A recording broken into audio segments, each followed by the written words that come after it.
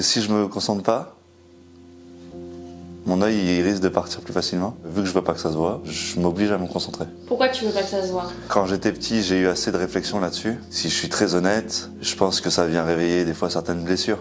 Je m'appelle Kevin, j'ai été victime du syndrome du bébé secoué et j'ai perdu la vue à mon œil gauche. Ma nounou ne supportait pas que je pleure, m'a pris dans ses bras et a commencé à me secouer d'avant en arrière, ce qui fait que mon cerveau a tapé la partie arrière de mon crâne. Je suis tombé dans le coma pendant plus de 8 jours. J'ai perdu la vue sur l'œil gauche, c'est comme si j'avais un œil de verre. Et en plus de ça, j'ai une déviation de la vision de 20 degrés, ce qui fait que tout ce que je le vois avec 20 degrés sur ma droite. Donc j'ai mis 17 ans pour apprendre à écrire droit sur une ligne. Au début, on a expliqué en me disant que c'était un accident et non pas une maltraitance. J'ai mis longtemps à comprendre vraiment tout ce qui m'était arrivé. C'est très très violent. Pendant longtemps, j'ai ressenti de la colère, à la fois pour la personne qui a effectué ce geste sur moi. Il y a une colère aussi contre moi-même face à certaines incapacités que je peux avoir.